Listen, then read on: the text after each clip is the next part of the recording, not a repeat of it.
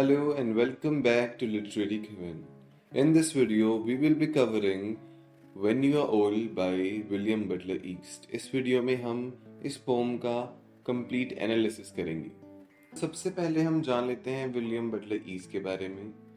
यहाँ पे W stand for William, B stand for Butler and यीस्ट तो यीस्ट है ही। हम इनके नाम के बारे में एक बारी कुछ टिप्पणी देना चाहेंगे। जो यीस्ट है that is his last name, और जो डब्बी है मतलब जो बटलर है, ये वाला जो बटलर है that is his middle name, और जो डब्ल्यू है that is his first name, वो जो यूनिक होगा उनकी फैमिली में।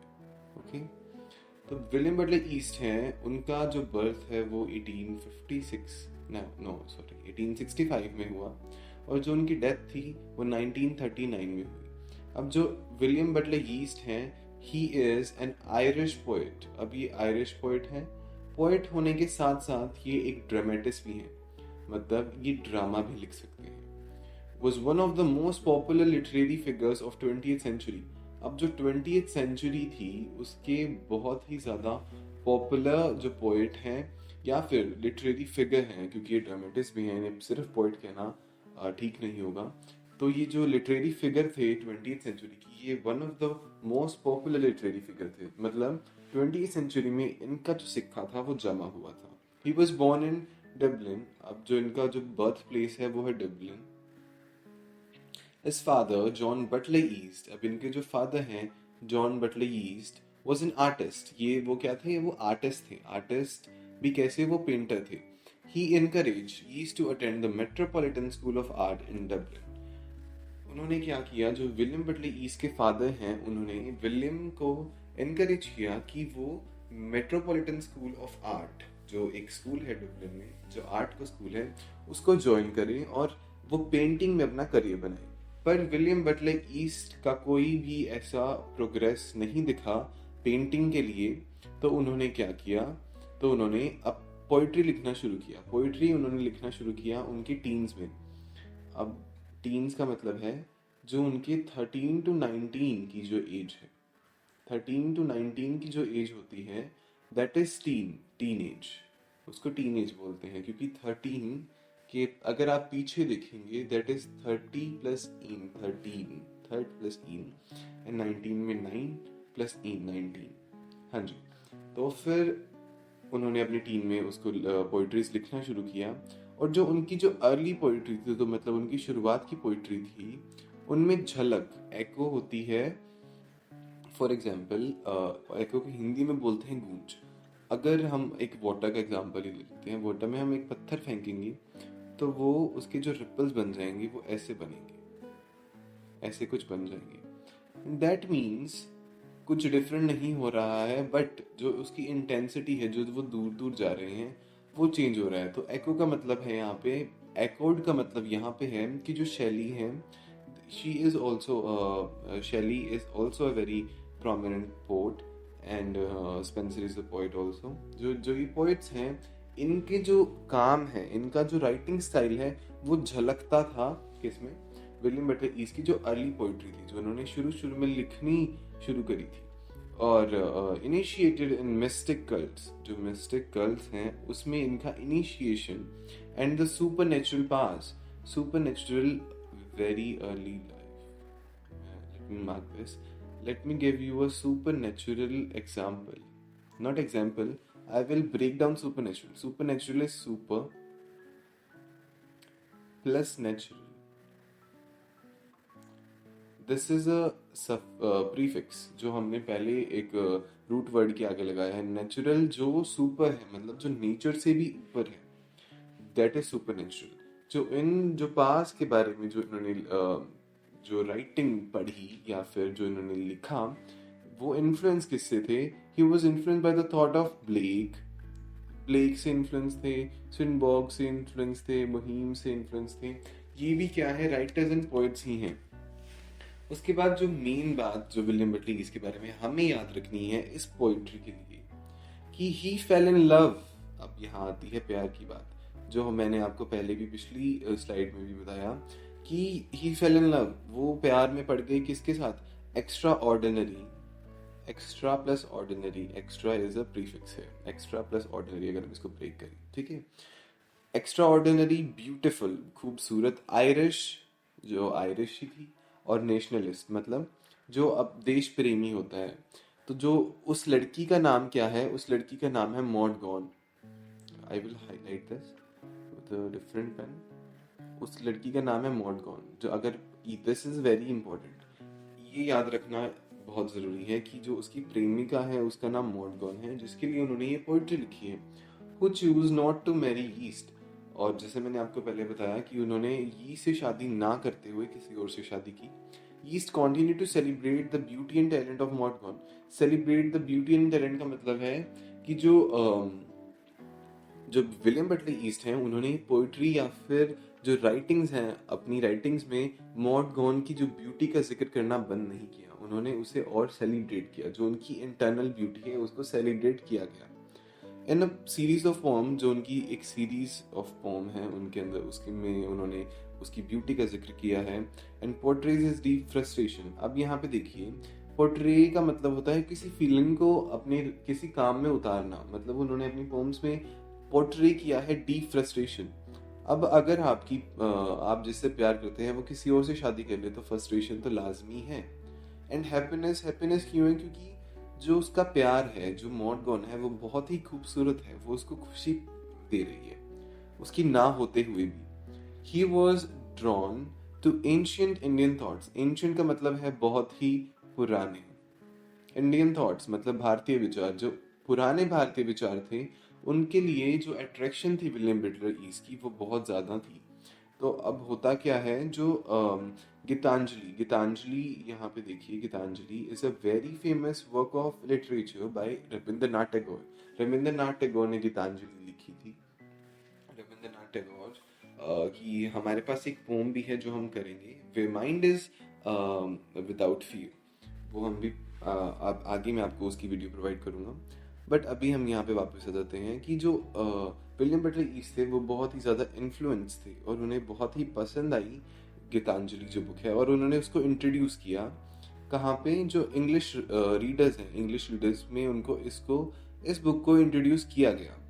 ही was awarded the Nobel prize. Nobel prize is a very prominent prize again. जैसे हमारे यहाँ पे भारत रत्न मिलता है, वैसे ही इन्हें एक नोबेल प्राइज दिया गया लिटरेचर के लिए। कब मिला इन्हें? 1923। ये डिटेल बहुत अच्छे से आप याद करेंगे। कुछ इसमें जो बहुत इम्पोर्टेंट चीज़ें हैं वो भी आप ध्यान में रखें। Let me mark it. इनका जो बर्थ है, वो आप याद करें।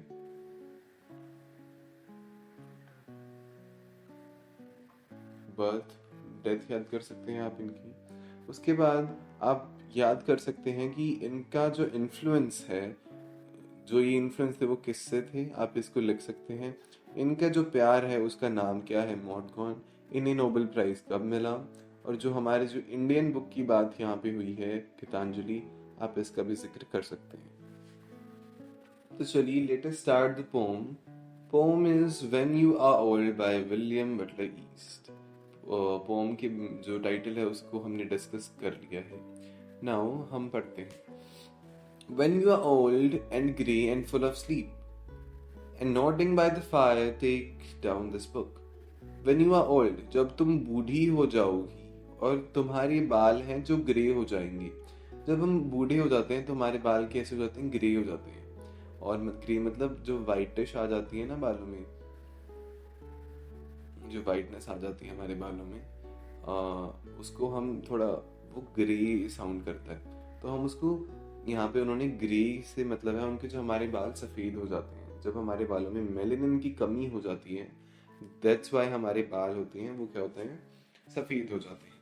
नाउ वो कहता है जब तुम बूढ़ी हो जाओगी और जब तुम्हारे बाल सफ़ेद हो जाएंगे, एंड फुल ऑफ स्लीप, और जब तुम नींद से भरपूर होगी। मतलब जब हम बूढ़े होते हैं तब क्या होता है, आप नोटिस करना, जो बूढ़े लोग होते हैं उन्हें ज़्यादा नींद नहीं आती, क्योंकि एक तो वो ज़्यादा काम नहीं करते, और अगर वो ज़्यादा काम नहीं करेंगे तो उनकी एनर्जी पहले से ही फुल रहेगी, तो वो अक चुके होते हैं सो के, तो उन्हें वो रात को भी जाग रहे होते हैं, तो उन्हें क्या होगा? फुल ऑफ स्लीप, मतलब नींद से भरपूर, एक चीज हम गिलास ले लेते हैं। अब ये है एक गिलास, इसके अंदर हम एक मिल्क डाल, फॉर एग्जाम्पल इसमें मिल्क है, तो हम इसको बोलेंगे a glass full of milk, right, full of milk. तो वैसे ही जब जब हम बूढ़े हो जाते हैं तो हमारी नींद क्या है, वो इवेंचुअली खत्म, डिग्रेड हो जाती है, वो यहाँ पे डिस्क्राइब कर रहे हैं। तो यहाँ ट्रेड्स बताए हुए हैं बूढ़े लोगों की। And nodding by the fire, nodding होता है सिर हिलाना। अब नॉड का मतलब होता है सिर हिलाना, यस, सिर हिलाना। एंड व्हाट मैनर, जब हम बूढ़े हो गए हैं तो आपने कहीं मूवीज में भी देखा होगा कि जो बूढ़े लोग हैं वो अपना सिर हल्का हल्का हिलाते रहते हैं। बाय द फायर, अब इन्होंने यहाँ पे फायर जला रखी है, तो यहाँ से एविडेंट है कि जो क्या है, विंटर्स है, सर्दियां हैं, विंटर चल रही है, सर्दियां, ठंड लग रही है किसको, जो अपनी उसकी बिलवेड है मॉडगॉन को। टेक डाउन दिस बुक, मेरी बुक उठाना, वो कहता है कि मेरी बुक उठाना। देखिए अब यहाँ पे करेक्टर निकाल लेते हैं हम, जो विलियम बटलर ईस्ट है। अब विलियम बटलर ईस्ट कहता है कि मेरी बुक तब तक तुम्हारे पास पहुंच चुकी होगी, जब तक क्या विलियम बटलर ईस्ट क्या होगा, वो डेड हो, मर चुके होंगे या फिर कहीं बहुत दूर होंगे, तब तक वो बुक है वो उनकी बिलवेड तक के पास जा चुकी होगी। एंड स्लोली रीड, और धीरे धीरे से पढ़ना। And dream of the soft look your eyes had once, और dream of the soft look मतलब उन जो तुम्हारी आंखों में जो सॉफ्ट लुक हुआ करती थी, जो पुराने टाइम में जब साथ पढ़ते थे या फिर तो हम साथ थे, तो जो तुम्हारी आंखों में जो सॉफ्ट लुक हुआ करती थी उसको बारे में सोचना, उसको इमेजिन करना। End of their shadows deep, shadows deep का मतलब है कि जो एक परछाई होती है, लेट मी ड्रॉ परछाई, यहाँ पे मान लीजिए दिस इज अ परछाई, ये एक इंसान है और इसकी यहाँ पे जो परछाई होती है वो बिल्कुल ब्लैक होती है, मतलब शेडोज थी, परछाई से भी गहरी तुम्हारी आंखें थी। How many loved your moments of glad grace, अब विलियम बटलर ईस्ट कहते हैं कि न जाने कितने लोगों ने तुम्हारी जो सुंदरता है उसको निहारा है, मतलब यहाँ पे कॉम्प्लीमेंट कर रहे हैं कि she is very beautiful,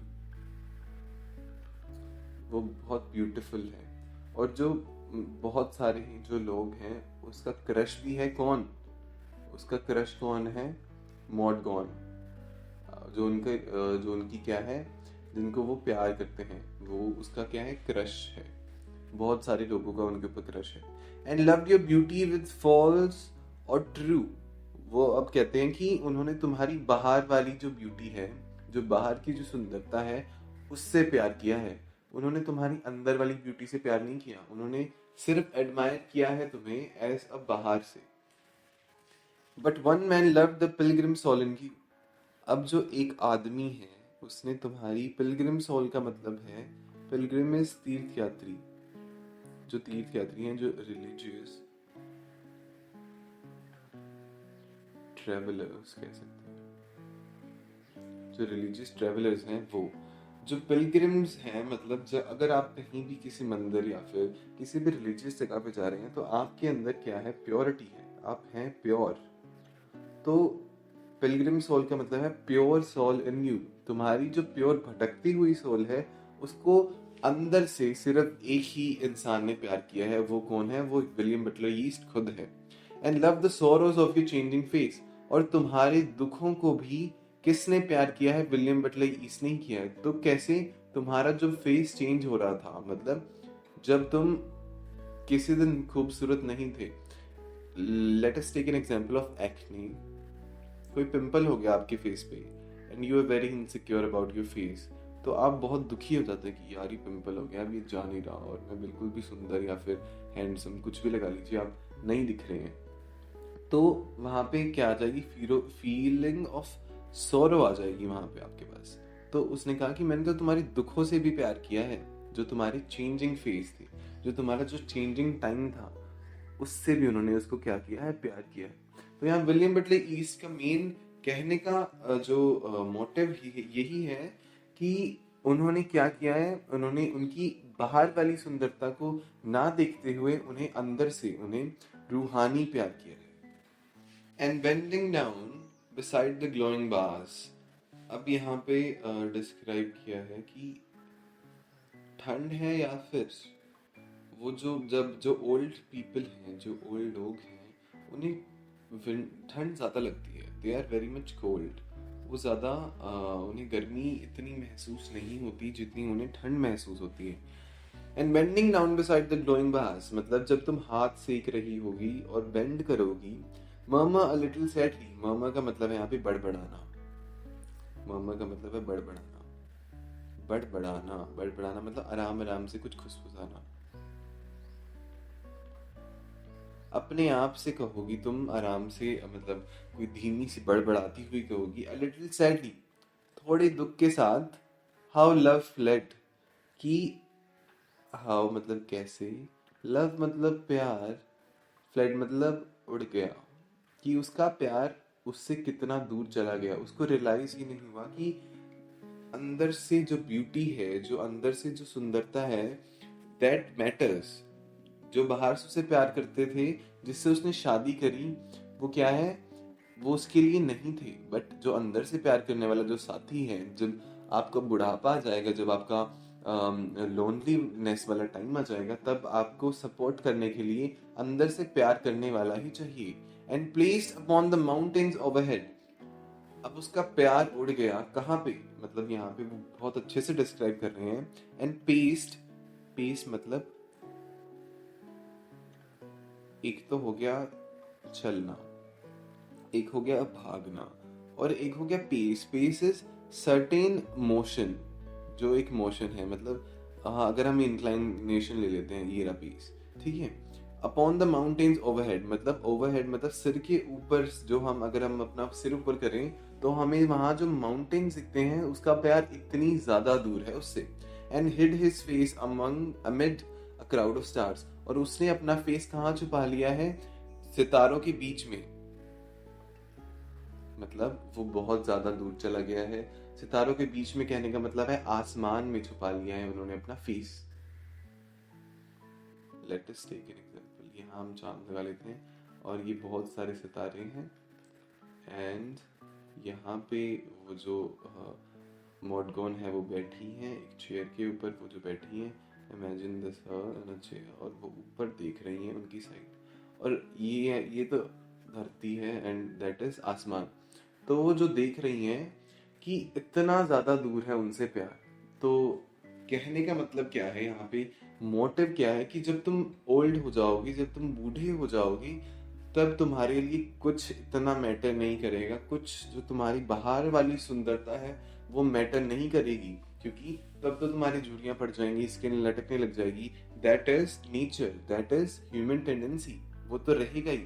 but जो तुम्हारी जो अंदर से जो तुम्हारे लिए जो कनेक्शन है, जो अंदर की सुंदरता है, वो मैटर करेगी. तुमसे अंदर से जो प्यार करता है, वो प्यार करने वाला मैटर करेगा. जो यहाँ पे मॉड गॉन उसे खो चुकी है, और जो विलियम बटलर ईस्ट है वो भी मॉड गॉन को खो चुके हैं. बट उन्होंने वो पोम लिखी है क्योंकि उन्हें पता है कि जो मॉड गॉन है वो किसी ना किसी दिन तो उसको पढ़ेगी.